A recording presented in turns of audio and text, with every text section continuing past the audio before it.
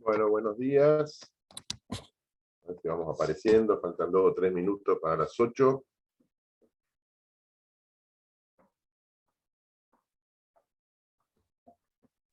Buen día, profe.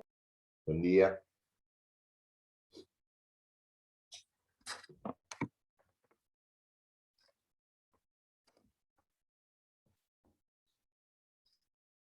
¿Dónde están los demás?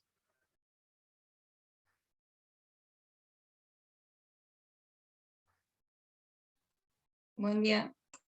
Buen día.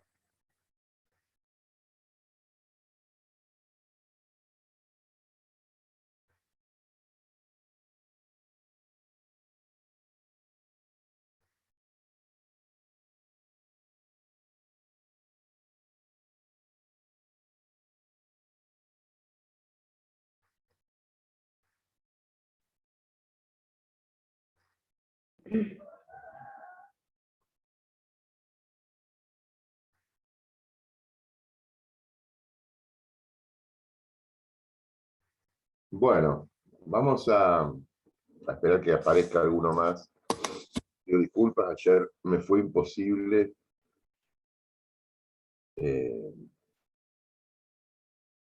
Porque tenía compromisos a partir de las 8:30 de la mañana, no por otra cosa. Bueno, y tuvimos un domingo de elecciones. ¿Votaron todos? ¿Alguno no votó? ¿Alguno no votó? Buen día. Yo no voté. ¿Quién no votó? Yo, María Miller. Y bueno, sí, pero porque ustedes no están los padrones, por ahora. Por ahora, cuando obtenga la residencia definitiva, y sí se va a incorporar y los extranjeros pueden votar en determinadas categorías. ¿Pero quién más no votó? Los demás votaron todos. Bueno, bien. No vamos a hacer comentario de quién ganó, quién perdió, eso responde al fuero íntimo de cada persona, pero yo estoy muy, muy contento. La verdad que estoy contento. Pese a que estoy en contra de las PASO. Ustedes ya vieron sistemas electorales, creo que vieron o van a ver con la doctora Oxarango. A mí las primarias estas me parece que no tienen demasiado sentido, pero más allá de eso, es un acto importante para ver qué piensa la gente. ¿Alguno tuvo algún problema, algún inconveniente para emitir su voto? ¿No? ¿Todo bien? La cantidad de boletas que había era impresionante. Partidos que no sacaron, por lo menos, yo estuve fiscalizando una escuela y hubo partidos que ni siquiera tenían boletas y otros que ni siquiera sacaron un voto. ¿Y por qué hacen eso los partidos políticos? ¿Por qué la gente que integra esas boletas se expone a esa situación? Porque lamentablemente nuestro sistema de partidos, nuestra democracia en definitiva, es una democracia de partidos políticos, y así lo expresa la Constitución. Así lo expresa la Constitución. El artículo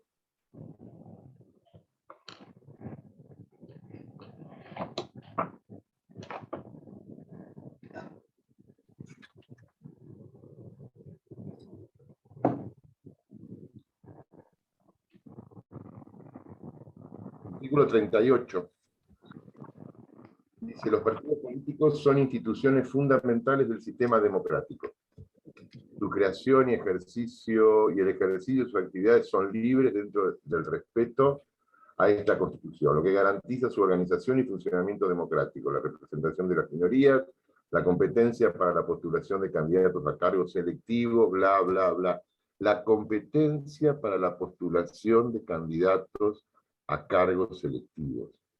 Y este es un tema muy debatido en el derecho político, más que nada, en el derecho electoral. ¿Quiénes son los únicos? ¿Cuál es la única organización e institución que puede proponer candidatos a un proceso electoral? Los partidos políticos. Por eso nosotros decimos que esta es una democracia de partidos políticos, y no está mal que así sea, Lo que pasa es que después hay abuso, porque hay partidos tradicionales, históricos, con doctrinas, con ideologías, con trayectorias, que a veces tienen mayor o menor acompañamiento por el cuerpo electoral. Pero hay partidos que aparecen y se inventan al efecto, y que después de estar una o dos elecciones integran una alianza. Al integrar una alianza, por ahí sin aportar muchos votos, ya están ranqueados para que en la próxima elección puedan ir solos, y aparte la justicia electoral, el Ministerio del Interior, les otorga plata en función de la cantidad de votos que sacaron en la última elección. Entonces, ¿qué hace mucha gente, lamentablemente, en este país de vivos o de pillos que tenemos? Arman organizaciones políticas, las anotan en una alianza, aunque no tengan después, aunque esa alianza de muchos partidos no le otorgue a este partido en particular algún candidato en un puesto relevante, pero corre la suerte este partidito de esa alianza. Y si esa alianza es triunfante, a la próxima elección, en función de la cantidad de votos de la anterior, el Ministerio del Interior otorga plata. Y por ahí un partido que naturalmente puede tener X cantidad de votos recibe dinero por el resultado de la alianza, ¿no? De él. Y muchos viven de esto. Entonces hay que tenerlo vigente, lo presentan al partido, aunque saque 4 votos, lo presentan como una oferta, como si fuera un producto de supermercado. Y muchos de estos partidos ahora que no llegaron al mínimo no van a poder competir en la elección general. Pero bueno, pero están rankeados otra vez, son una oferta para la próxima. Entonces cualquiera que se desprenda de un partido grande y que quiera armar una alianza o un frente, y bueno, va a ir a pescar a esos lugares donde ya hay partidos reconocidos, bueno, y que te lo venden, a ver si quiero ser claro, te venden el partido político para que alguien pueda llevar adelante una candidatura, una epopeya, lo que quiera. Esa es una de las cuestiones muy negativas entre tantas otras, ¿no? De nuestro sistema electoral. Yo recorría, veía en la mesa la cantidad de boletas que no sacaron un solo voto. En una de las mesas que yo tenía, votaron 200 y pico de personas y hubo candidatos que no sacaron un solo voto. Entonces, ¿para qué lo hacen? ¿Eh? ¿Para qué lo hacen? En Mar del Plata creo que hubo más de 10 o 12 organizaciones políticas que no sacaron, que no llegaron al 1%, al 1% de los electores. Bueno, lo hacen para esto, para tener vivo ese instrumento que en algún momento, es como tener un billete de lotería, ¿sí? Y en algún momento va a salir. Lo hacen para eso. Eso está mal. Pero bueno, al margen de eso, estas pasos, estas primarias abiertas, simultáneas, fíjense que no todos los partidos, y esta es otra cosa para analizar, no todos los partidos compitieron porque las pasos sirven, digamos, como un primer, sirven para dos cosas. Primero, para pasar este margen, este rango del 1,5% de los votos. Entonces, todas las listas que compiten y que sacan más del 1,5% de los votos pasan a la final, digamos, pasan a la elección general. Pero aparte, algunas de estas listas pueden competir entre sí para ver cómo se arma la lista definitiva. Y eso sí, eso tiene algún sentido. Lo otro no tiene sentido. Lo otro no tiene sentido. Entonces ahora, una lista que pasó el 1,5 va a la general. Y en la general, para entrar al sistema, por lo menos a nivel nacional, para entrar al sistema se requiere un piso del 3%. Para entrar al sistema de representación, se requiere como mínimo un 3%. Todos los que no lleguen al 3% no reparten, y los que lleguen y superen el 3%, sí. Este 3% está en la ley electoral. Y es como una especie de regulación. En algún momento, digamos, cuando se sube el piso, es una herramienta de de política electoral. Si el Congreso modifica y sube el piso del 3 al 5, o del 3 al 8, o del 3 al 10, lo que está generando es que menos partidos políticos lleguen luego al procedimiento de reparto. Cuanto más alto es el piso para entrar al sistema de reparto, más concentrada va a estar la representación política. Cuanto más bajo es el piso, más atomizada, más dispersa va a estar la representación política. O sea que una cosa es el sistema, cualquier sistema electoral de representación proporcional es un tema, pero la puerta de entrada a ese sistema es el piso electoral. ¿Y quién marca el piso electoral? El Congreso por ley. En algún momento en la Argentina estuvo en el 8%. ¿Cuál es la consecuencia de que sea el 8%? El bipartidismo. Y ahora se bajó al 3%, el multipartidismo. Porque son políticas de tomas de decisiones electorales. Si uno quiere un Congreso más concentrado, levanta ese porcentaje mínimo al cual tienen que llegar los partidos políticos o las listas electorales para entrar luego en el sistema de reparto. Cuanto más alto, cuanto más difícil, menos listas llegan. Y cuanto menos listas llegan, después la representación se hace entre aquellas listas que llegan. Si compiten 10, y de las 10, 8 superan el 3%, bueno, la representación, la cantidad de diputados que tenemos que elegir, se reparte entre esas 8, si el piso es el 3. Pero si el piso lo ponemos en el 5, y compiten 10, no todas pasan el 5, solamente 4 organizaciones pasan el 5. Entonces, la división de la cantidad de diputados es entre esos 4. Y si el piso es el 8, como en algún momento fue, y solamente llegan 2 como mínimo, entonces se reparten entre 2. El problema de cualquier sistema electoral es a cuánta gente representa.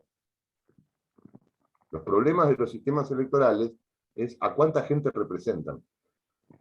Y representan a la sumatoria de gente de las boletas electorales que luego llegan al sistema de reparto.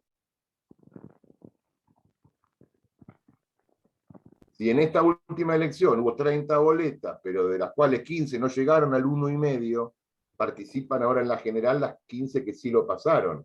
Y de esas 15 que sí lo pasaron, tienen que llegar como mínimo al 3% para entrar al sistema de reparto. Y si llegan 5 organizaciones al sistema de reparto, yo tengo que ver, bueno, la organización A sacó el 25%, la B sacó el 20%, la C, y tengo que sumar, bueno, voy a repartir 10 bancas en el Congreso entre 5 organizaciones políticas que entre las 5 suman el 70% de los votos. ¿Qué pasa con el otro 30% de la gente? Es como que no votó a nadie, es como que no está representada. Este Congreso representa a estos. Bueno, y esas son las discusiones que hay en políticas electorales, en sistemas políticos electorales. ¿Cuál es el que más representa a más cantidad de personas? Por eso hay una frase, con esto termino y volvemos a nuestro tema.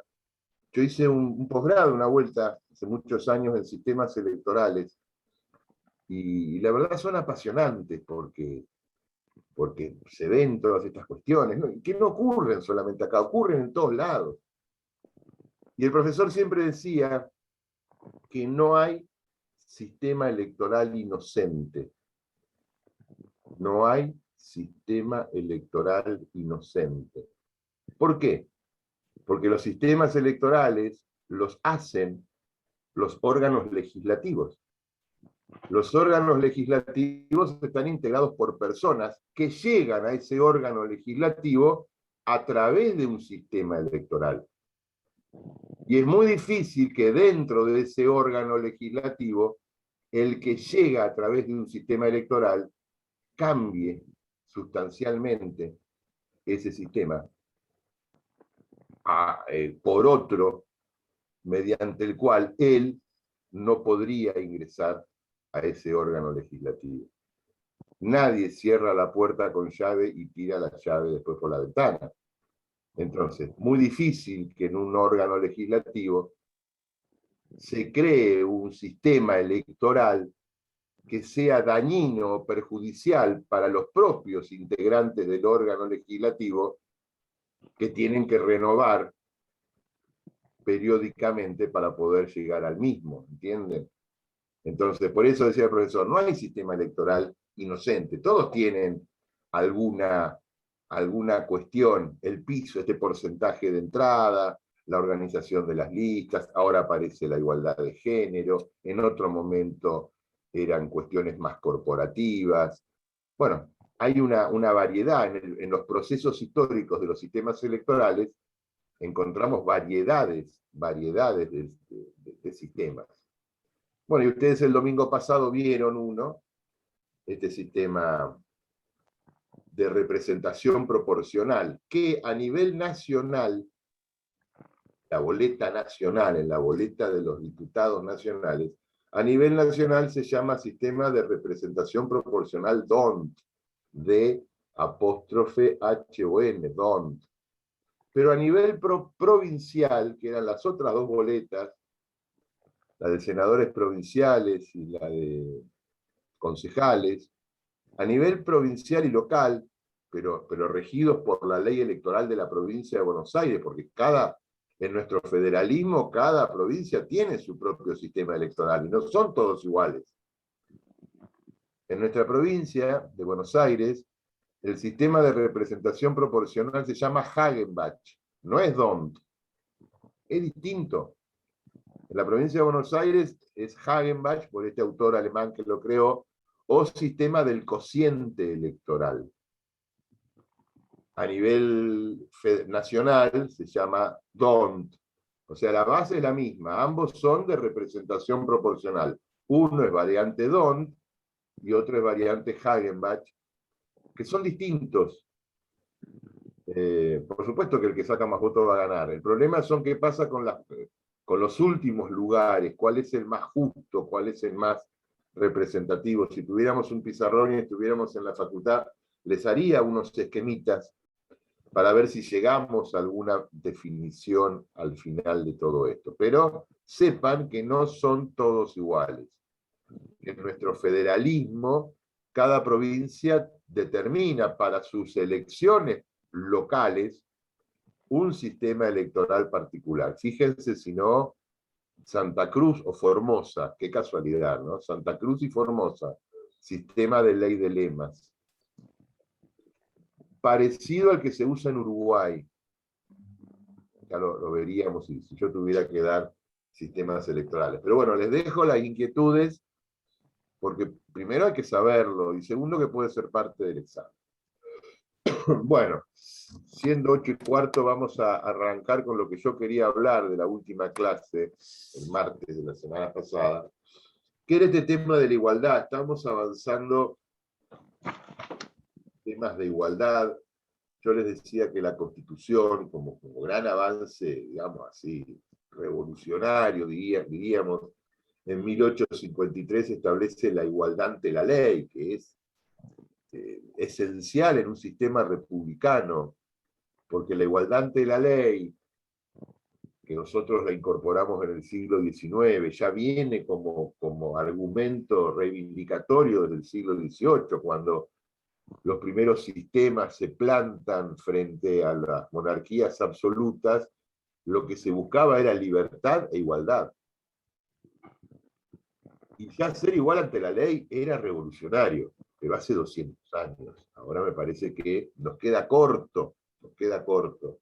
Por eso yo les comentaba que había todo un proceso de evolución desde el punto de vista social y desde el punto de vista jurisprudencial, y hablábamos en la última clase de las rupturas de la igualdad, o sea, lo que se llama la discriminación positiva, o sea, en las listas electorales. en las listas electorales, un hombre, una mujer, o una mujer, un hombre. Antes eran, cada partido elegía, si había que elegir 10, bueno, los 10 más representativos, más votados, más capaces, más inteligentes, más feos, más lindos, lo que quieran. Y después podía haber dentro de esos 10 hombres y mujeres, pero no era lo importante es tener 10 candidatos. Después aparece el tema del género, de la proporcionalidad, 2 y 1. Primero la ley dijo 2 hombres, una mujer. Después la ley decía 2 de un sexo, 1 del otro. Y ahora la igualdad, 1 y 1. Entonces hay que elegir 10, 5 de un sexo, 5 del otro. No hay que elegir los 10 más capaces, los 10 más representativos. No hay que elegir eso. Hay que elegir 5 de un sexo y 5 del otro. Fíjense las consecuencias negativas. Porque yo podría estar de acuerdo en algunas cuestiones. Las consecuencias negativas, que todos usan a los esposos o las esposas. Fíjense, Santiago del Estero. Primero va el gobernador él, después va ella, la esposa del gobernadora, después él va de senador, después va ella de senadora. Provincias feudales, ¿no? Hoy la número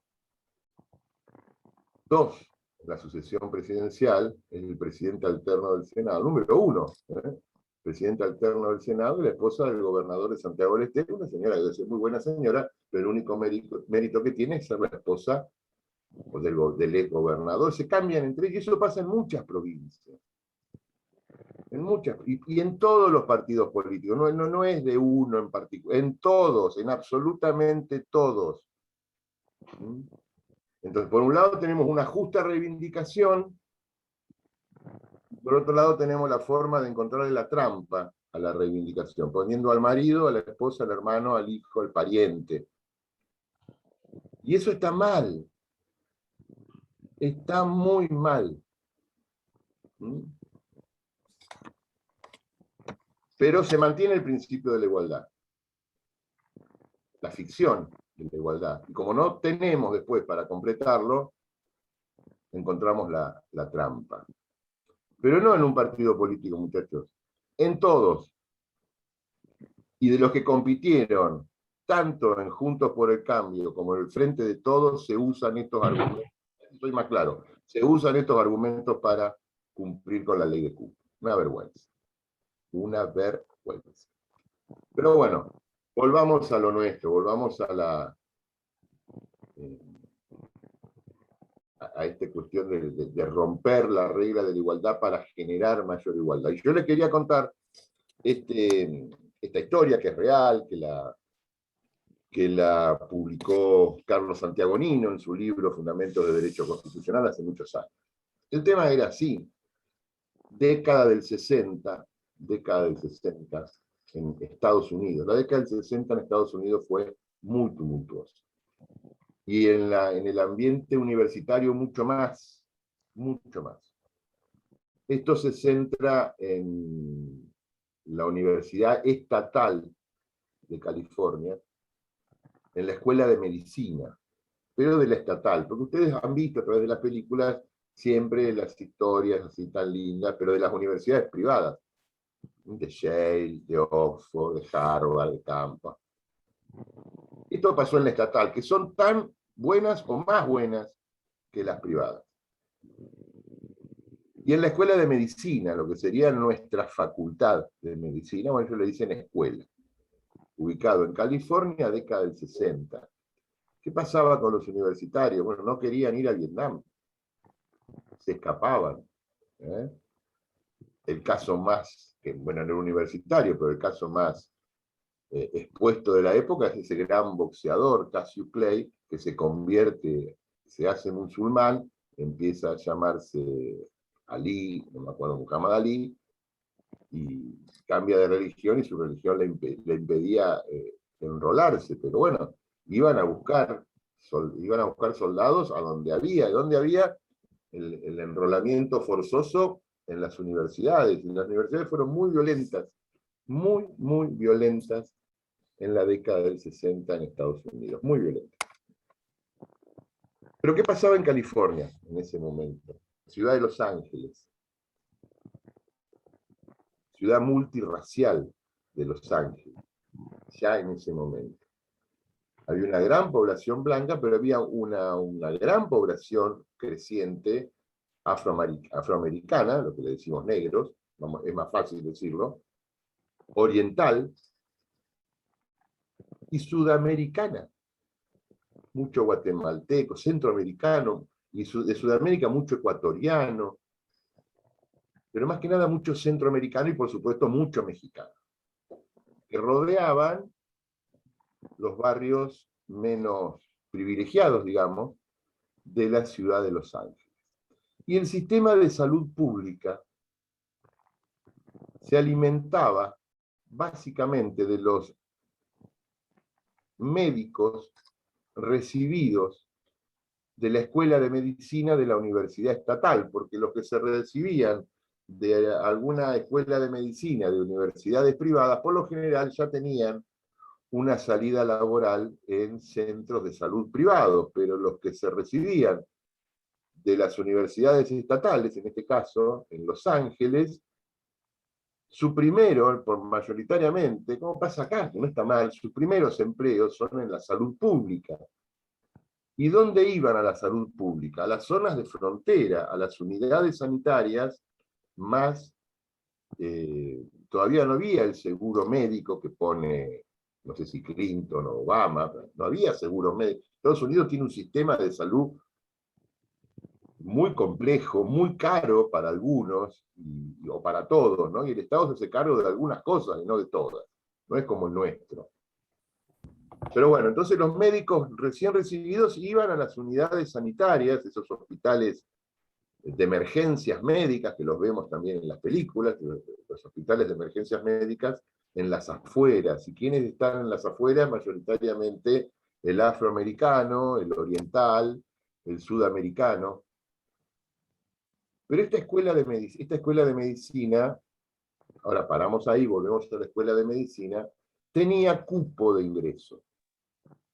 O sea, todos los años ingresaba un determinado cupo, una determinada cantidad de estudiantes, mediante un examen.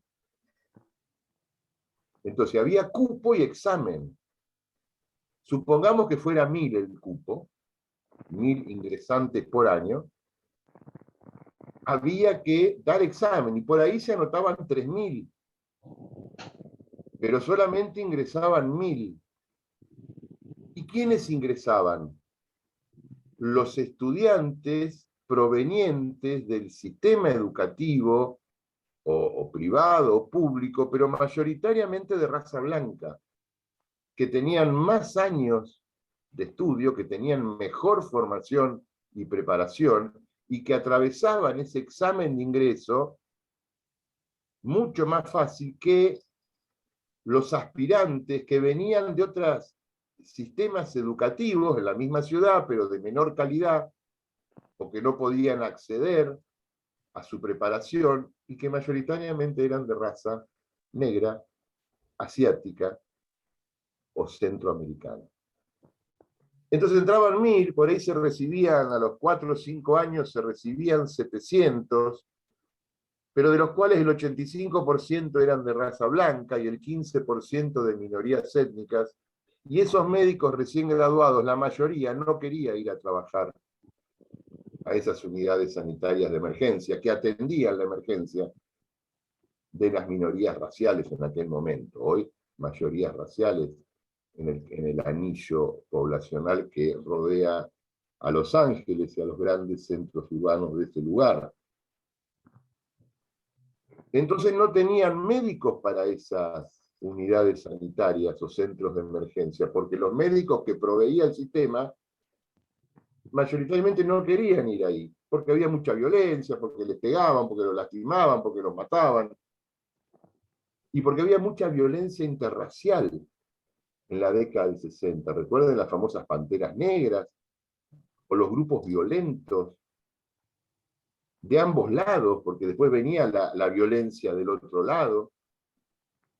Entonces, estar recién recibido de médico, ir a una unidad de emergencias médicas en las afueras de Los Ángeles para atender las peleas de un sábado a la noche entre 20 guatemaltecos, nadie quería ir. Y ese fue el problema que llevó a las autoridades políticas de California y las autoridades políticas de la Universidad Estatal a pensar una solución. ¿Y cuál era la solución? Bueno, la solución era multisoluciones, pero la que ellos podían encarar desde el punto de vista de la universidad es que se reciban más médicos de otras razas. Porque aspirantes había, pero no entraban. Entonces, ¿qué hacen los tipos? Cambian el sistema de ingresos, siguen con el examen porque siguen nivelando, ponen la excelencia, y eso está bien. Siguen con el examen. Y siguen con el cupo, porque no pueden atender más demanda de la que está preparada la Facultad de Medicina. Pero ¿qué dicen? Bueno, van a ingresar 1000, de los cuales los mejores 300 exámenes, ingresan por mérito. Pero del 301 al 1000, solamente ingresan los que aprueben, pero de minorías raciales.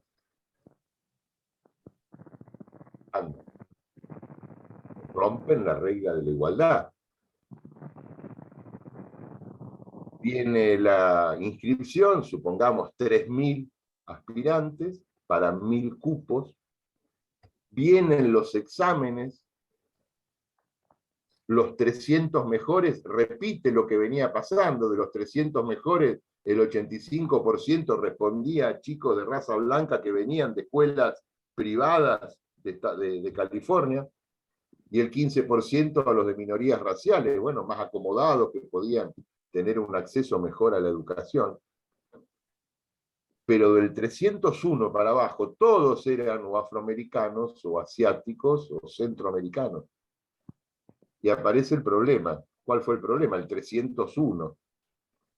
El 301 fue un chico, no me acuerdo del apellido, vamos a ponerle Williams, que saca un 850.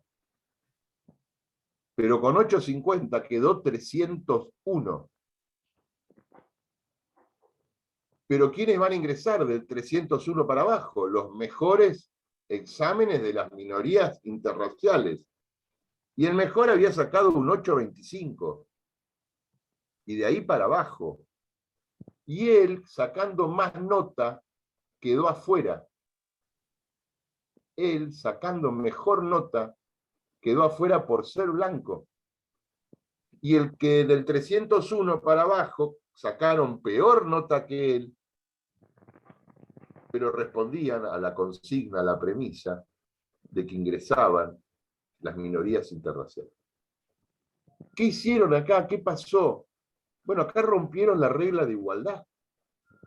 Acá se rompió la regla de igualdad. No eran todos iguales ante la ley en ese examen. Bueno, se embromó Williams y todos los chicos que venían abajo de él, que habían sacado mejor nota y quedaron afuera, por supuesto fueron a la justicia, y muchos años después la Corte Suprema de los Estados Unidos le dio la razón a la Universidad Estatal de California.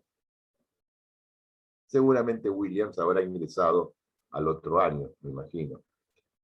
Pero esto permitió que el 70% de los ingresantes accedieron por un problema político muy particular, porque querían que de ellos la mayoría se reciba en un lapso adecuado, y ellos sí preveían que iban a ir de médicos a las salas de emergencia, porque de ahí venían, porque por ahí vivían. Esto se llama política sanitaria, educativa, pero para hacerla generaron una discriminación. En ese examen de ingreso, no todos eran iguales ante la ley. Pero en ese examen de ingreso se otorgó un estándar de mayor igualdad de oportunidades a los que menos oportunidades tenían. Se levantó el estándar de igualdad de las oportunidades por acá. Y se rompió el viejo paradigma de la igualdad ante la ley. No somos iguales ante la ley. ¿Por qué? Para favorecer que este grupo étnico acceda a la educación superior. como consecuencia de una necesidad política, por supuesto. ¿Entienden cuál es el concepto? Podrá estar bien, podrá estar mal, esto es lo que pasó. A mí me pareció viéndolo a la distancia, una decisión muy acertada, porque le da posibilidades a los que no tienen posibilidades. Porque no podían competir, no puede, y fíjense que en la Argentina pasa más o menos lo mismo. Bueno, no tenemos, y acá voy a ser duro, porque alguno se va a sentir lastimado, lo siento. No tenemos cupo, ustedes no tienen cupo para ingresar, no tienen cupo. Pero no vienen de procesos educativos similares. Y los que peores procesos educativos tienen van a quedar en el camino, lamentablemente, tristemente. Porque dicen que la educación en Argentina es pública, sí es pública, pero no es para todos. Porque la mayoría de ustedes no viene de escuelas públicas. La mayoría de ustedes no viene de escuelas públicas. Porque la mayoría de los que salen de la escuela pública, cuando llegan a la universidad, rebotan como en un frontón, porque vienen muy mal educados, porque no saben leer, porque no saben comprender un texto. Y la universidad pública y gratuita en la Argentina la estamos haciendo para los chicos que durante 5 años o más sus padres pagan una educación privada. Pagan fortunas en una educación privada y después vienen a estudiar gratis a la universidad. ¿Eso es justo? No es justo. No es justo. Porque los chicos de la educación pública, la mayoría, lamentablemente, no llegan a la universidad. Y si llegan, la mayoría fracasa. Hoy, ¿no? Hace 20, 30, 40 años era al revés. Era al revés. Los que mejores funcionaban eran los que venían de las escuelas públicas. Porque a las escuelas privadas iban los que eran echados de la pública. Pero hoy es al revés. Algunos deben haber ido a escuelas que hoy estarían pagando entre 25.000 y 30.000 pesos por mes. Y es así, no me digan que no es así. Entonces, ¿hay igualdad en la educación en la Argentina, en la educación superior? No hay igualdad. No hay igualdad. Hay igualdad entre iguales, entre la mayoría de los que llegan. Pero el que no llega, ¿qué va a ser el eventual futuro cliente de ustedes? Bueno, no quiero complicarnos la cabeza, no quiero que se amarguen, yo me enojo cuando hablo de estos temas y no quiero tampoco enojarme, pero es así, es así. Y siempre, ¿cuál es una de las cuestiones que más se quejan los estudiantes de Derecho? Que no se puede estacionar cerca de la facultad. Que no se puede estacionar cerca de la facultad. Eso se queja. No se quejan que la biblioteca tiene pocos libros. Se queja que hay que pagar un estacionamiento privado o hay que dejar el auto lejos. Porque la mayoría va en auto. Bueno, muchachos, a partir de ahí, después defendemos la educación pública. Bueno, volvamos a Estados Unidos, volvamos a la década del 60, Universidad Estatal de California. Fíjense que generó esto, y la justicia, el Poder Judicial, esto lo resolvió la Corte años después, falló a favor de la universidad, generando el primer precedente de discriminación positiva. Y la Corte dijo, sí, se rompió la regla de igualdad, pero se generó un marco jurídico de igualdad de oportunidades que antes no existía.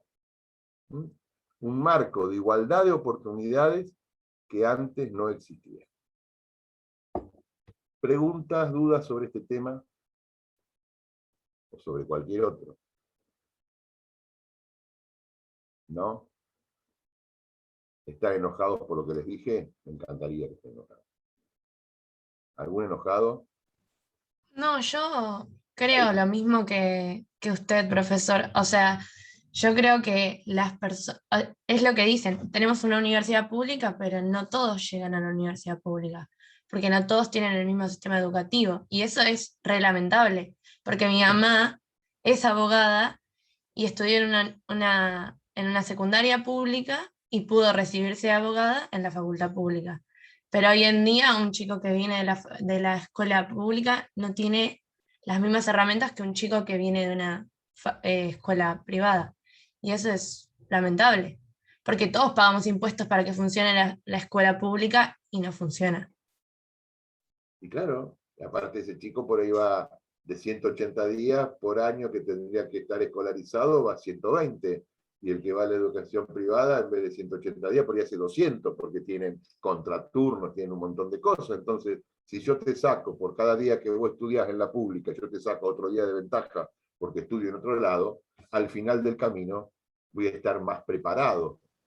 Sí, y además, con todo lo que sucedió en la pandemia, hubo un montón de chicos que no tenían No, pero tecnología olvidate de la para... pandemia, Valentina, olvidate, esto no es de ahora, hace 20, 30 años, no es de ahora. No, No obvio, tenemos obvio. chicos burros por la pandemia. La pandemia No, los pero hizo hubo más mucho burros. más.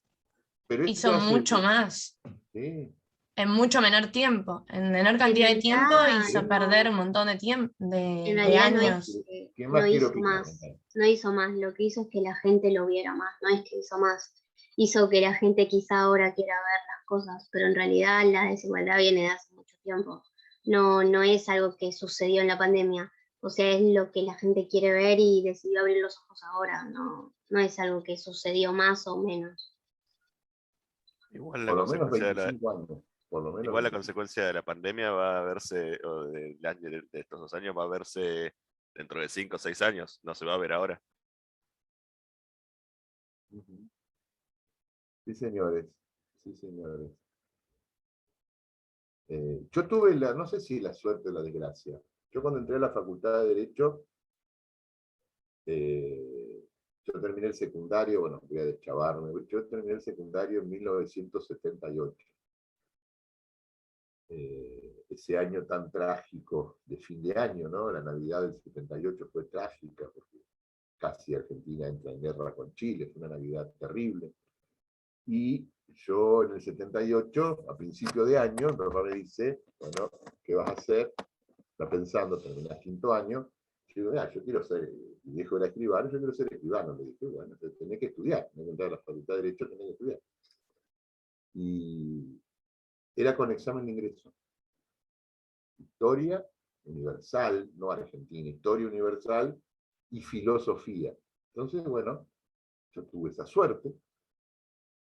Me anoté, aparte de ir a la escuela toda la mañana, hasta las 2 menos cuarto de la tarde, me anoté 2 o 3 veces por semana en un instituto, llamado Instituto Mariano Moreno, que preparaban particular a ingresantes a Derecho, Humanidades, porque todas las facultades había examen. Bueno, estuve 3, 4 meses yendo 2, 3 veces por semana, después de la escuela, a clases particulares de historia y de filosofía. Bueno, nos anotamos, éramos como más de 800 inscriptos para 40 vacantes en la Facultad de Derecho. Los nervios. Bueno, llega el momento del examen. En febrero, a partir de mitad de enero del 79, venían los cursos de apoyo que daba la universidad. Y en la vieja Facultad de Humanidades, que ahora no está más ahí, en Libertad y Marconi, todos los días había cursos de apoyo, y en el Nacional Mariano Moreno, todas las tardes había cursos de apoyo. Entonces todos los ingresantes iban al horario que podían, a los cursos de apoyo que daban profesores, muy buenos profesores de esos 2 secundarios y de la facultad. Bueno, llega el momento del examen, a mí me tocó rendir examen en el Nacional Mariano, en la misma, en Libertad y Marconi, que había un montón de aulas, y en cada aula había 30 o 40, ¿no? Y todos éramos 800 que fuimos a rendir. Y eran 3, 4 preguntas, y había que, a cada uno nos daban un número, y poníamos el número en las hojas, porque después los que evaluaban no conocían a los evaluados. Y después la nota era por ese número de orden que uno tenía. Perdón, no eran 40, eran 50 que aprobaban. Bueno, yo entré 42, 43, la verdad. cuando me enteré 3, 4 días después, porque los resultados los daban en el Nacional Mariano Moreno, yo, sí, entré al final, clasifiqué al final entre los últimos que clasificaban, pero clasifiqué. Pero quedaron 800 afuera. Quedaron 800 afuera, amigos míos, conocidos. Y al otro año también se anotaron y entraron 50 y quedaron otros 800 o 900 afuera. Y hay chicos que no han vuelto a presentarse. ¿Pero por qué aprobé? Porque tuve la suerte de que mi viejo me mandara a un instituto. Porque mi vecino por ahí, que no hubiera tenido esa suerte, y por ahí no se podía preparar, porque no accedía, porque a los 17, 18 años, ¿a quién le gusta sentarse a estudiar filosofía e historia?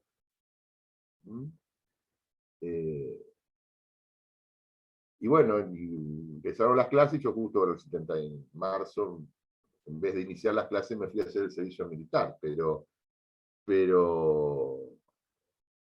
el examen era de esa manera, era terrible porque era frustrante.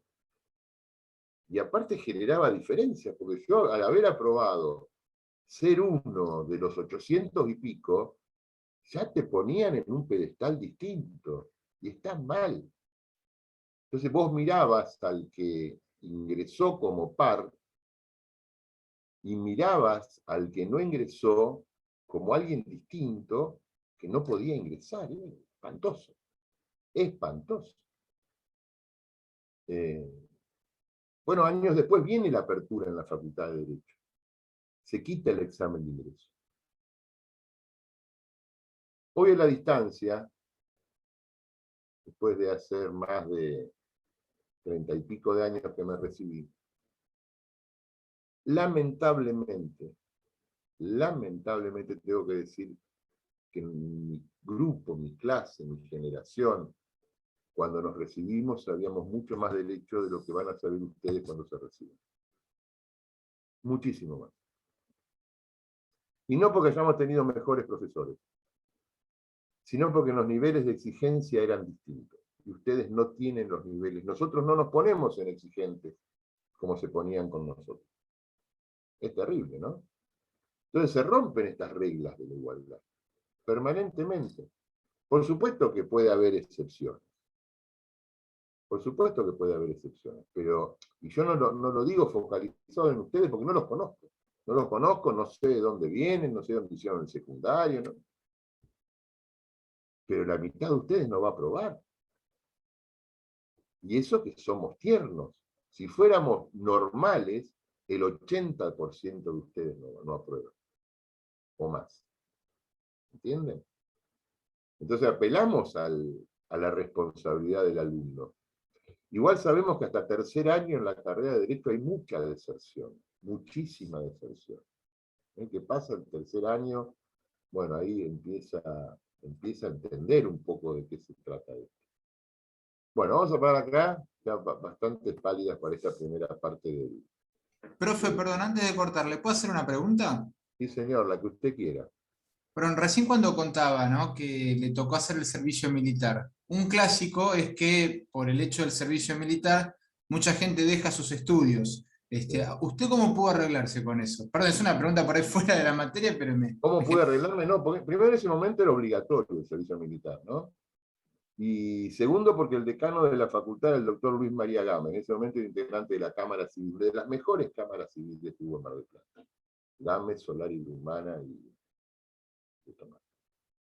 Y Gámez era el decano, y aparte daba quiebra, Comercial 3 en ese momento. Y yo iba a la escuela con la hija.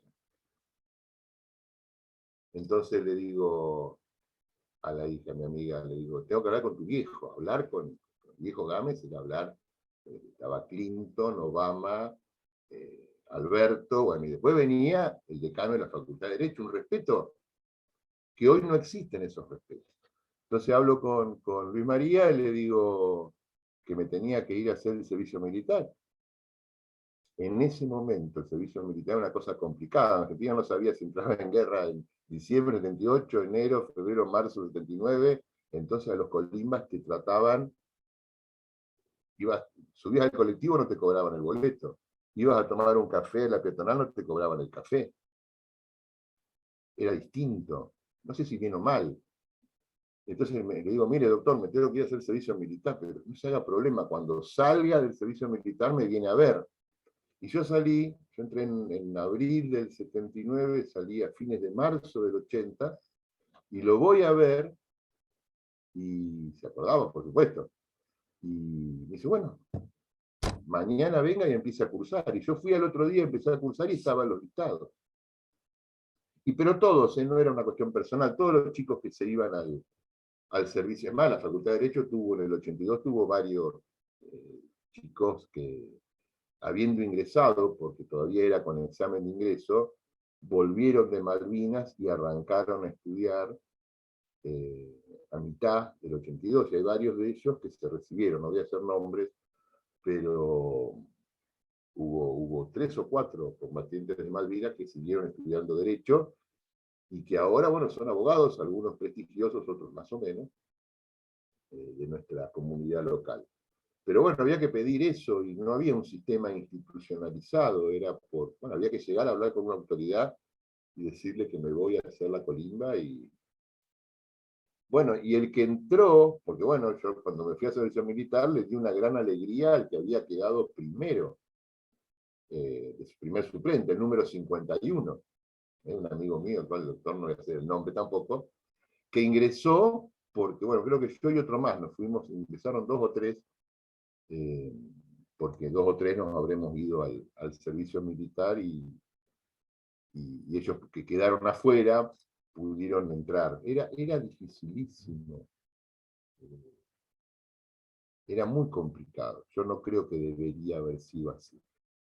Pero bueno, eran las reglas de juego de esa época. Pero las reglas de juego actuales, lo que aparte en esa época, más o menos veníamos todos con el mismo nivel educativo, público, privado.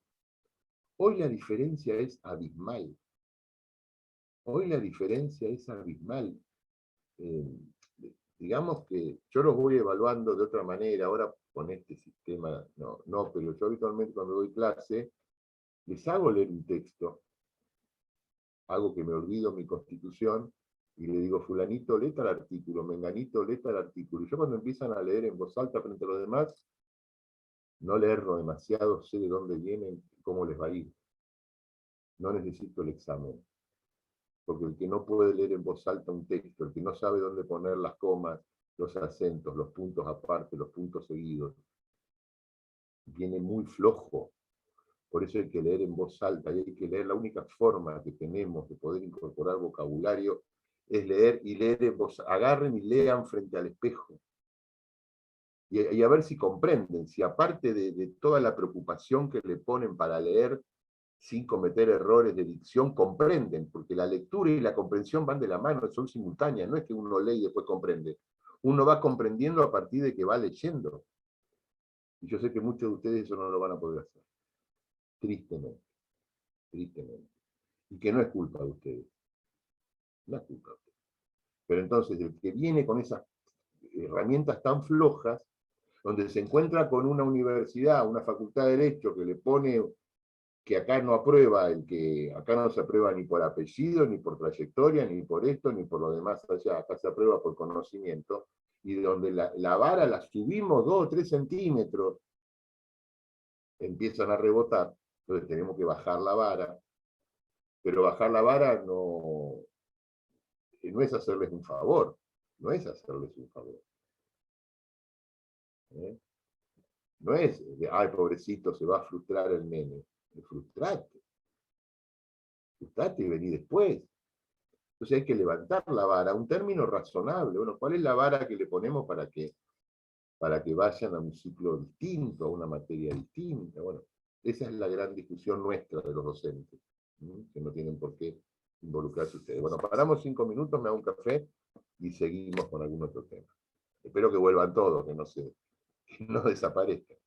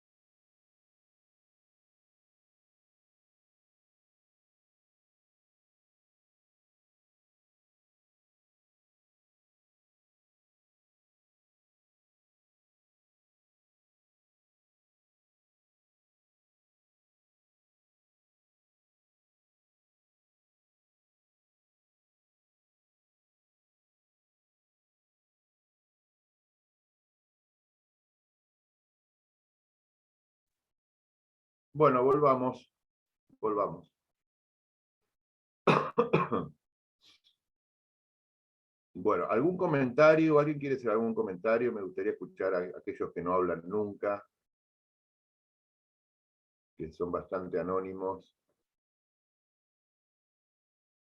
A ver, una pregunta que tengo, una duda que tengo para María Miller y para la otra señora o señorita que Sí, tampoco son argentinos. ¿Quién es la otra?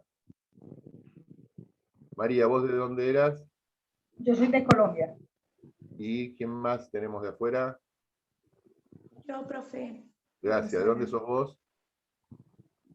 Venezuela. Bueno, pregunta que yo les haría a ustedes. ¿Cómo hacen? ¿Están estudiando historia argentina? Yo Sí, les contesto por yo, mi parte. Yo sí, A ver, empezamos por María. yo sí estudié la historia argentina, de hecho la cursé 3 veces. ¿Cómo? Que te entendí mal. ¿Cómo? La cursé 3 veces. Bueno, sí, era lógico. Pero hoy me doy cuenta que fue lo mejor que pudo haber pasado. Porque sí, pues de pronto, a veces me siento, es más que no conocer ciertas cosas, es como me intimida un poco de pronto, como dice usted, de pronto no la interpreté bien y de pronto digo lo que no es. Es como eso, pero sí me pareció que esa manera de cómo la hice me sirvió mucho para esta materia como tal.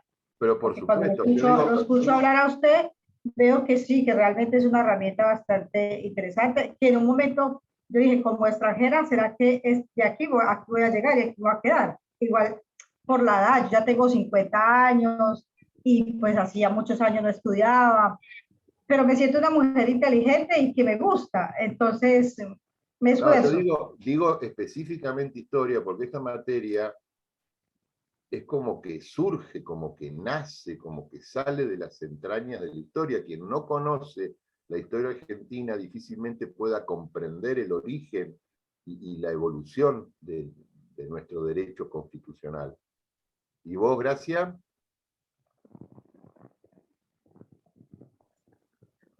Yo directamente hice el secundario de nuevo aquí en Argentina. Ah, muy bien. ¿Dónde lo hiciste?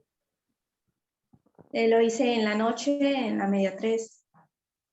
¿Y qué opinás de tu educación? Y bueno, ahí no me servía lo que tenía de Venezuela. No Y te entonces por escucho. eso. Te escuché medio cortado. A ver, repetime, por favor.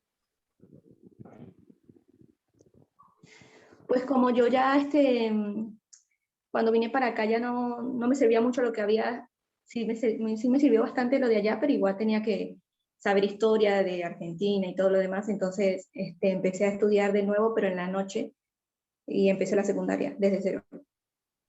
Bien, bien, bien, bien. Bueno, hay que estudiar no solamente para ustedes dos.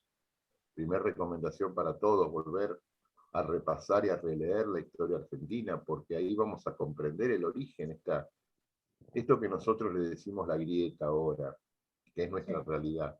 Esto existió siempre. Había grieta en la primera junta,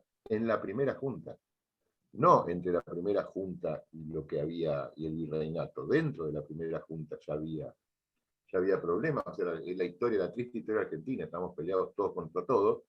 Pero bueno, hay que conocerlo y es un esfuerzo. Yo sé que es aburrido, a algunos les puede parecer aburrido, me parece excepcional. Yo cuando tengo algún rato libre, cuando puedo dedicarme a leer o a volver a estudiar cosas, lo hago en referencia a la historia, ni siquiera la historia reciente, no me gusta mucho, me da mucha pena la historia reciente, digo los últimos 40, 50 años.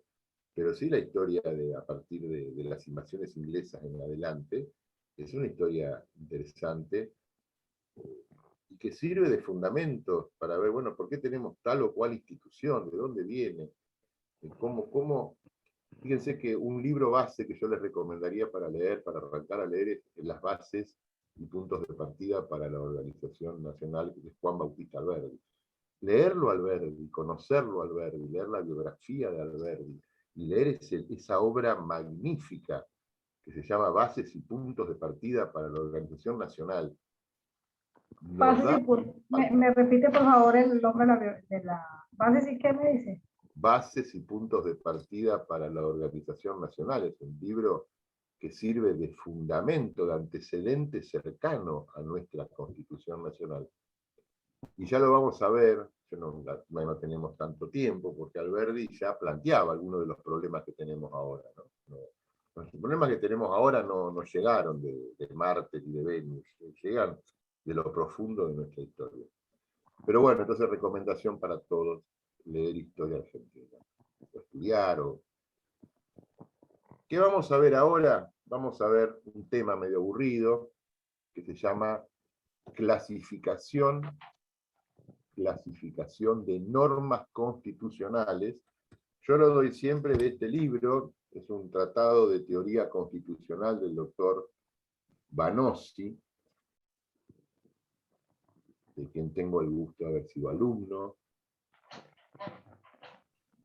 Jorge Reinaldo Vanossi, para mí uno de los más brillantes, después de Vidal Campos y de Quiroga Lavie.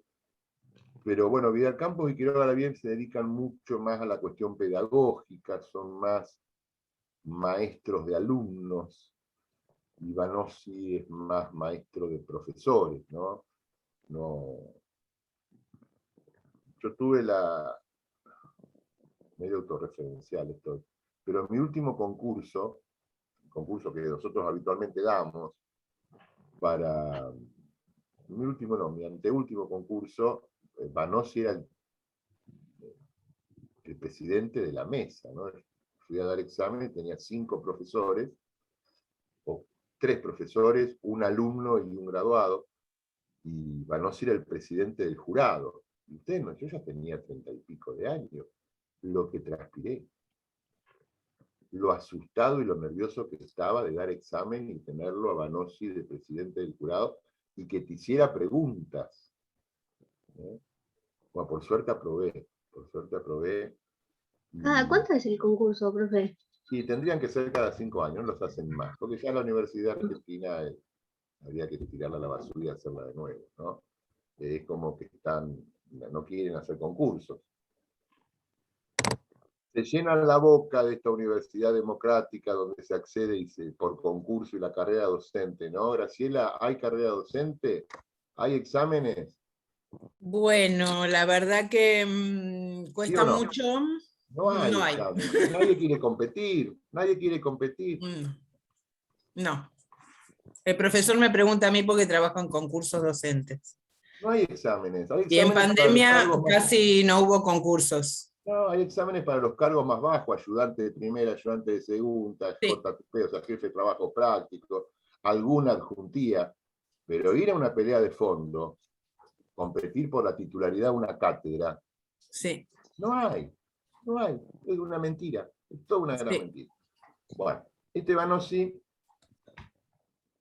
que bueno, fue diputado nacional varias veces, cada vez que le tocó ser, presidió la Comisión de Asuntos Constitucionales de la Cámara de Diputados, fue ministro de Justicia y profesor titular de Derecho Constitucional en la UBA. Ahora está viejito, está grande, pero eso, la verdad que ha venido muchas veces a dar charlas y cursos, y bueno, una persona excelente, me parece. Bueno, y él en su Tratado de Teoría Constitucional,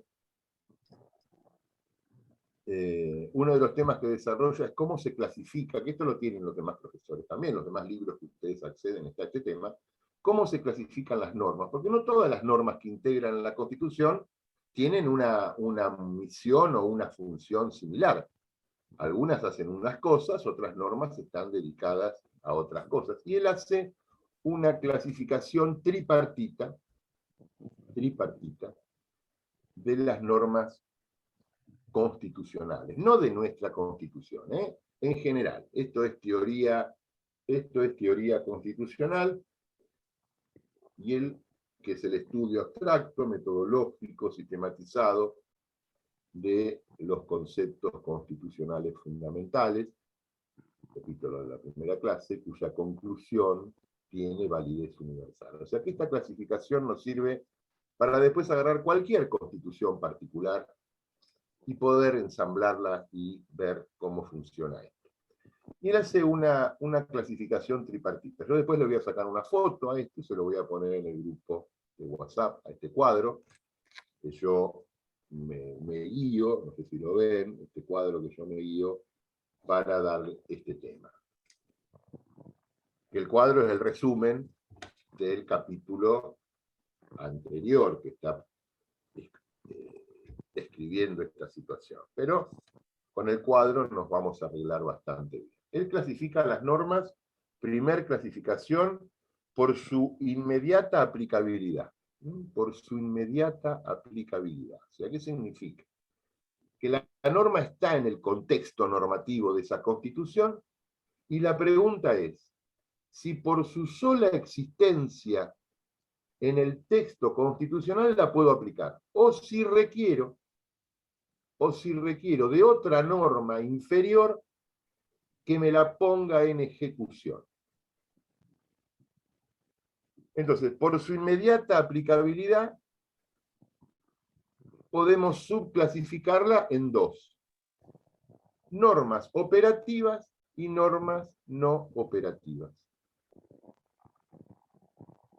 Repito, primera clasificación, por su inmediata aplicabilidad, normas operativas o normas no operativas. Las normas operativas, también denominadas autoaplicativas o incondicionadas, o sea que no requieren de ninguna condición para su aplicación, o autoaplicativas, porque por su sola existencia se aplican. Por ejemplo, el artículo 23 de nuestra Constitución. El artículo 23 es el que describe el estado de sitio, y acá hago un paréntesis, que es lo que se debería haber realizado el 20 de marzo del año pasado, no la ASPO, la DISPO, la POSPA, todas estas cosas que se inventaron, que restringieron derechos individuales por decreto de necesidad de urgencia, sino el estado de sitio, que era la herramienta de emergencia constitucional para poder limitar algún derecho. Vamos a leer el artículo 23, y de paso vamos viendo de qué se trata esto. El artículo 23, en caso de conmoción interior o ataque exterior que pongan en peligro el ejercicio de esta Constitución y de las autoridades creadas por ella, se declarará en estado de sitio la provincia o territorio en donde exista la perturbación del orden, quedando suspensas allí las garantías constitucionales. Pero durante esta suspensión no podrá el presidente de la República condenar por sí ni aplicar pena. Su poder se limitará, en tal caso, respecto de las personas, a arrestarlas o trasladarlas de un punto a otro de la nación si ellas no prefiriesen salir fuera del territorio argentino. Claro, bueno, este estado de sitio viene de la Constitución de 1853 y, claro, se referencia inmediatamente con las perturbaciones del orden que se conocían en 1853, que eran los intentos revolucionarios permanentes de los caudillos del interior.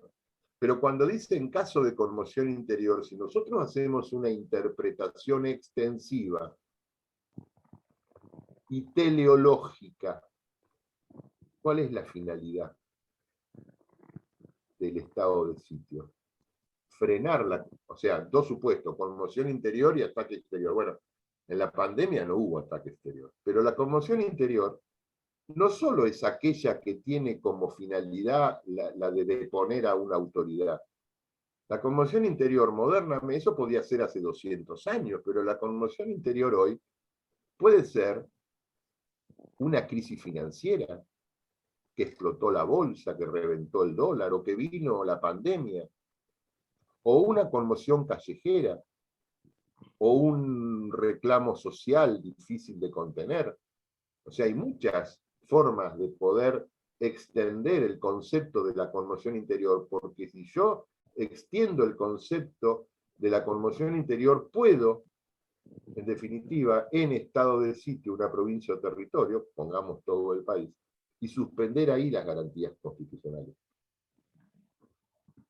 Ustedes recordarán, tragicómicamente, que medio país quería linchar a un chico que se vino con una tabla de surf en una camioneta desde Brasil y que se escondió asustado en un pueblito de la costa.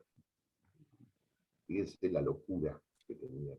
Y además comentó que tuvo 40 días vigilancia policial en la puerta de su casa. O al remero que quería entregar en el río para prepararse para las Olimpiadas, o los que iban a correr. Bueno, la suspensión de las garantías, la Constitución solamente lo permite a través de la institución del Estado de sitio, no hay otra. No se pudo haber suspendido ninguna garantía, ni suspendido, ni limitado, ni alterado ninguna garantía constitucional, en este caso la del libre tránsito, sin otro mecanismo que no sea el estado de sitio, porque si no rige la Constitución. Es más, y esta fue la gran discusión que tuvo Alberdi. Alberdi, si ustedes vuelven a leer lo que yo les dije recién, en su libro Bases y Puntos de Partida para la Organización Nacional, Alberdi, cuando habla del estado de sitio, decía, en el proyecto de Alberdi, que durante el estado de sitio se suspende la vigencia de la Constitución. Ese era el pensamiento de Alberdi. Los constituyentes de 1853 se apartan y establecen que durante el estado de sitio se suspenden temporariamente algunas garantías, pero la Constitución sigue vigente.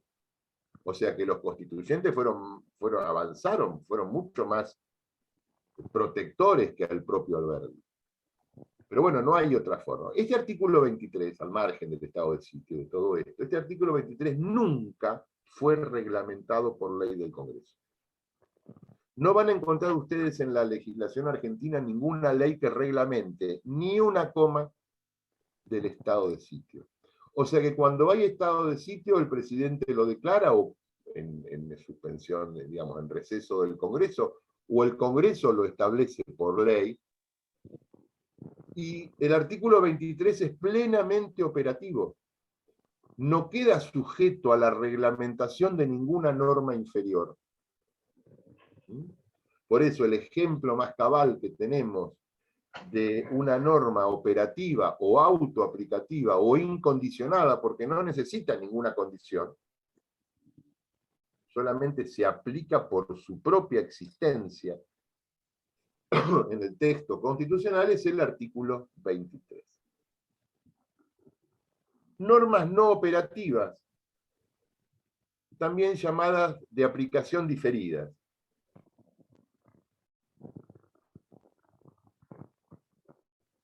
¿Por qué de aplicación diferida? Porque requieren para su aplicación de la existencia de otra norma inferior que las ponga en ejecución. Son normas condicionadas, requieren la condición de su reglamentación. Por ejemplo, el artículo 14. Vamos a leer el artículo 14. Todos los habitantes de la nación gozan de los siguientes derechos conforme a las leyes que reglamentan su ejercicio. Ahí está la condición. Ahí está la condición. Conforme a las leyes que reglamentan su ejercicio. A saber, de trabajar y ejercer industria lícita, navegar, comerciar, etcétera, etcétera, etcétera. Por ejemplo, el derecho al acceso a la educación universitaria, ¿qué condición tiene? Haber terminado la escuela secundaria. El derecho al acceso a la educación secundaria, ¿qué condición tiene? Haber terminado la escuela primaria. El derecho al acceso a la escuela primaria, ¿qué condición tiene? La edad. El derecho a transitar libremente en un auto, ¿qué condición tiene? Y que el auto tenga la verificación vehicular, que el conductor tenga la licencia vigente, que el auto esté asegurado, que pague su patente, si está en una ruta con peaje, que pague el peaje. Fíjense la cantidad de condiciones que hay para ejercer un derecho. Yo puedo ejercer el derecho a transitar libremente en mi auto, pero tengo algunas condiciones, tener registro de conducir. Entonces, ¿cuáles son esas condiciones? Las leyes que reglamentan su ejercicio. El artículo 14 es una norma no operativa, porque todos los derechos que describe necesitan de una condición, de reglamentaciones. El derecho a ejercer el comercio, ¿qué requiere? Bueno, que exista un código de comercio, ahora el Código Civil y Comercial unificado. ¿De qué manera lo voy a ejercer? Entonces, casi todas las normas de la Constitución son no operativas. Y por eso nuestra Constitución ha durado tanto, porque nuestra Constitución no es reglamentarista, sino que le deja la tarea de la reglamentación al Congreso, y el Congreso es el que en cada momento de la historia argentina, de avances y retrocesos, otorga o limita derechos. Pero el derecho fundamental se mantiene tal cual la Constitución de 1853, el derecho a entrar, salir, permanecer del territorio. Y la legislación que lo va reglamentando, a veces se pone más exigente, menos exigente. En 1853 teníamos el derecho de salir y de entrar, pero no había pasaporte, no había documentación individual, no había fronteras, ni migraciones, ni puestos fronterizos, ni aduanas en todos lados. Habría una o dos aduanas, una en Buenos Aires, otra en Rosario.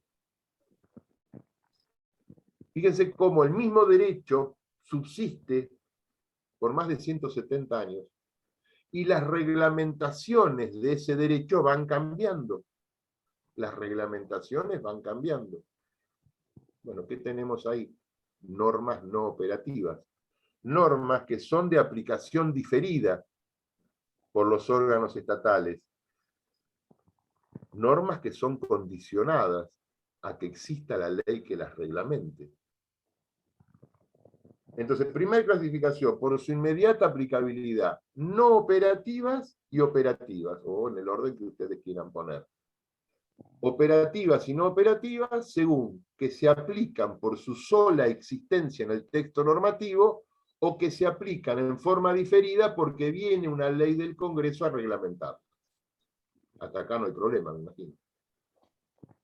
Segunda clasificación, por su inmediato próximo destino, a quién están destinadas, a quién están dirigidas, para quién se hizo esta norma. Y también hay una, sobre esta segunda clasificación, por su inmediato y próximo destino, hay una subclasificación en dos aspectos. En normas de conducta y normas de organización. Normas de conducta y normas de organización. Las normas de conducta están dirigidas a los particulares. Las normas de conducta son normas positivas dirigidas a los particulares. Y por lo tanto, como son normas positivas dirigidas a los particulares, son de competencia prohibida para el Estado. Son de competencia prohibida para el Estado. Y acá vemos la ideología de la Constitución.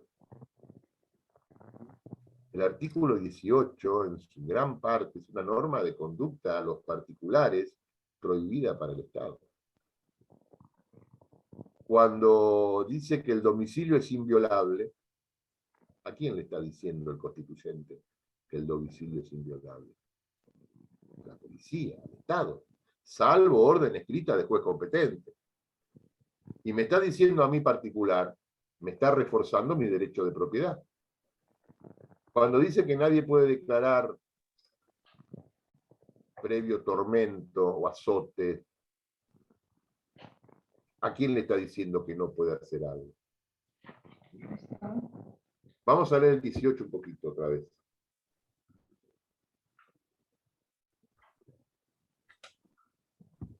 Ningún habitante puede ser penado sin juicio previo fundado en ley anterior al hecho del proceso. ¿Para quién es una norma de conducta prohibida? Para el Estado. Entonces le está diciendo, nosotros que somos habitantes, no podemos ser penados, es una conducta positiva para mí. Vamos a poner otro ejemplo. Nadie puede ser obligado a declarar contra sí mismo. Entonces, ¿qué está diciendo el Estado? No torture para obtener una declaración. es una conducta prohibida. Cualquier norma constitucional es inviolable la defensa en juicio de la persona y de los derechos. O sea, no hay tribunales sumarios, no hay tribunales donde no se respete el debido proceso. ¿Cuáles son los 4 pasos del debido proceso? Acusación, defensa, prueba y sentencia. Si un proceso no existe alguno de estos 3 pasos, es nulo. Acusación, defensa, prueba y sentencia. Profe, le hago una pregunta. Sí, decime.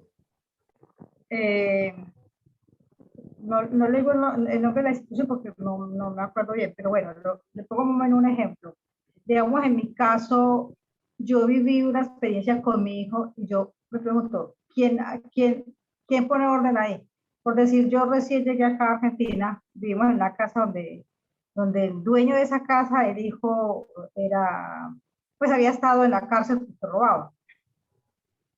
Y en ese momento como que le dieron libertad y mi hijo se había quedado en el departamento, en la casa donde yo vivía, digo, y entró un grupo como de hacer como un allanamiento como tal, y mi hijo pues o sea, nada tenía que ver en ese lugar, simplemente estábamos rentando el espacio, y estas personas entraron a mi casa, me voltearon la casa al revés, me golpearon a mi hijo, bueno, mejor dicho, como si él fuese un delincuente y él era un joven que acaba de llegar de entrenar, donde no tenía nada que ver. Uno ahí, ¿qué puede hacer? Una cosa de esas. Huir. O sea, no, bueno. No, pero es que no había forma de huir porque a él lo agarraron en su casa, le hicieron abrir la puerta, imagínense, lo ataron. Bueno, pero en un allanamiento tiene que haber una orden previa. Sí, pero nosotros éramos inquilinos, nosotros no teníamos nada que ver con los problemas de la familia. Bueno, pero si yo voy a allanar y yo tengo la orden del juez, yo soy el oficial público, ¿no? Y el juez me da la orden para allanar tal domicilio, toco timbre, quien me atiende, bueno, y le muestro la orden y entro. A mí no me importa, sos el propietario, el ocupante, sos el inquilino, justo sos el ladrón que está robando allá adentro y me abriste la puerta. Yo allano, si vos me abrís la puerta. Y si no me abrís la puerta, la rompo, porque tengo la orden judicial. El problema es la orden. Y después identifico a quienes están adentro. Y bueno, ¿y usted qué hace acá? Soy inquilino. Bueno, muéstreme el contrato de locación. No, pero no hicieron nada de eso, simplemente atropellaron y ya, porque le golpearon a mi hijo, lo agarraron. Está mal. Bueno, está mal, bueno, y para eso están los abogados, porque yo qué haría si fuera abogado de la persona a la cual la allanaron. Lo primero que trato de ver es la orden, y si no hay orden o se cumplió mal, bueno, trato de anular el allanamiento, y por más que el allanamiento hayan encontrado 25 kilos de cocaína, si está mal allanado, yo como abogado del otro lado, trato de voltear, de declarar nulo el allanamiento. Por eso es muy el tema del allanamiento a la propiedad privada, y digamos, los abogados penalistas, cosa que a mí no me gusta el derecho penal, pero bueno, es una fantasía que tienen los estudiantes del derecho con el derecho penal, hasta que después lo conocen y tratan de alejarse. Pero todo abogado nuevo quiere ser penalista. Y una de las formas más fáciles es, bueno, la policía sale del mismo lugar que sale todo el mundo, lamentablemente, y escriben y hablan tan mal y a veces no cumplen el procedimiento. Y entonces, lamentablemente hay un porcentaje altísimo, en este caso de allanamientos, que caen por errores formales, porque no identifican bien la gente, porque allanan el domicilio equivocado. Tenían que allanar, yo qué sé, Catamarca 2192 y allanaron Catamarca 2194. Y se equivocaron y allanaron la casa del lado. Eso pasa habitualmente, o se equivocan de edificio, se equivocan de piso, se equivocan de letra de departamento. A veces se equivocan porque se equivocan, otras veces se equivocan deliberadamente. Entonces, bueno, el derecho penal tiene esas cosas. No sé cuál será su caso, pero si yo allano y entro, y después identifico a los que están adentro. Y el que no tiene nada que ver, digo, señor, vamos afuera.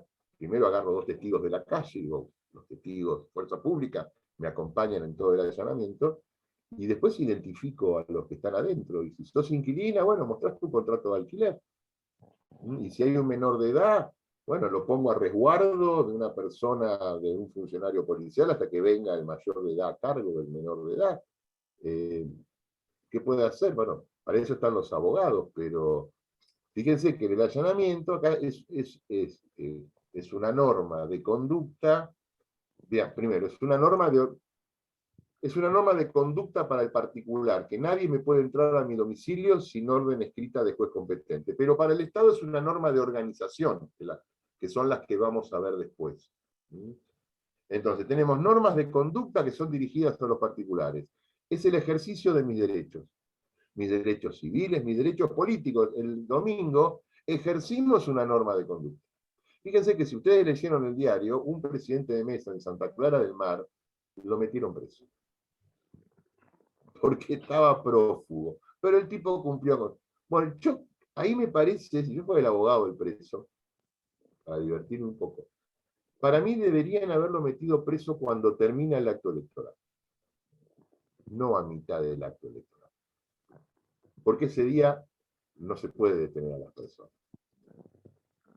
Muchas veces la policía, cuando tiene órdenes de detención, ubica al tipo a la tipa, ¿no?, en el padrón, y le hacen una guardia discreta, y fíjense que la mayoría de los buscados van a votar, ¿no? Tenemos esa cosa los argentinos que van a votar, pero no lo detienen desde que salen de su casa y entran al cuarto oscuro, lo detienen después.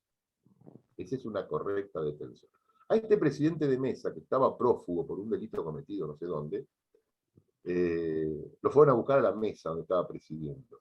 En Salta, profe. ¿En Salta qué?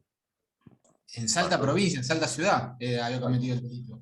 Había cometido el delito en Salta, pero estaba acá de presidente de mesa en Santa Clara, un tipo cívicamente ejemplar el hombre. Se creyó que no lo buscaba nadie, te buscan siempre. No, eso de que nadie busca a nadie, te están buscando siempre. Bueno, pero para mí, desde el punto de vista del derecho constitucional, habría que haberlo detenido cuando el momento en que él entrega ya la planilla con el certificado de escrutinio al correo argentino, porque ahí para él termina el acto electoral. Eso de ir a buscarlo a mitad del acto electoral y que después el suplente, el vicepresidente de mesa continuó con... me parece... Pero bueno, eso al margen, está bien, estaba prófugo, había que detener. Bueno, normas de conducta, repito, dirigidas a los particulares, y para el Estado son de competencia prohibida. Son de competencia prohibida. Todo el ejercicio de mis derechos individuales, cívicos y políticos, son normas de conducta dirigidas a los particulares y de competencia prohibida para el Estado. Las normas de organización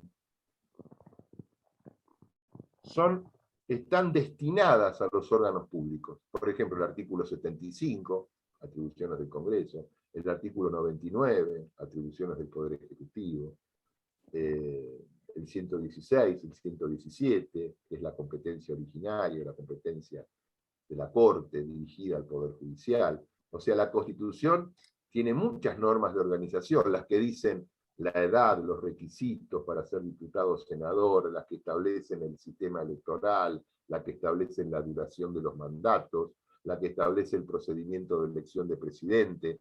Son normas de organización. Están dirigidas a los órganos estatales. Son normas de competencia, dice Vanossi, afirmativas para los órganos estatales. Que la Constitución me diga qué hay que tener para ser diputado, cuál es el sistema electoral, cuánto va a durar el diputado, qué atribuciones tiene, que está organizando el funcionamiento del órgano Congreso. Entonces, en la Constitución tenemos estas normas, vamos a dejar acá, son 9:30, vamos a seguir. ¿Cuándo es el examen? El 7, profe. 7 de octubre. Tenemos una semana más. Bueno, entonces... ¿Cómo una semana? ¿No son como 2 semanas? 2 semanas, bueno, está bien, lo que vos quieras. 2 semanas. No, porque si no me confundo la fecha. Hoy es 14, hoy tenemos 3 semanas más. Las normas de organización son normas de competencia positiva para los órganos del Estado. que la Constitución diga que una Cámara no puede dejar de funcionar más de 3 días con relación a la otra, cuando hay una ley que pasa está estableciendo hasta los términos de funcionamiento. Que la Constitución me clasifique las sesiones del Congreso en ordinarias, extraordinarias, de prórroga, me está organizando el funcionamiento del Congreso. Que la Constitución diga que el presidente puede ser reelecto una vez, o que diga que dura 4 años, o que diga que hay que tener tal edad, o que diga que son tal o cuales las compatibilidades o incompatibilidades. Está organizando el funcionamiento del órgano Poder Ejecutivo. Entonces, las normas de organización van dirigidas a los órganos estatales. Son competencia positiva para los órganos estatales. Las normas de conducta van dirigidas a los particulares y son de competencia negativa para los órganos del Estado. Dejamos acá.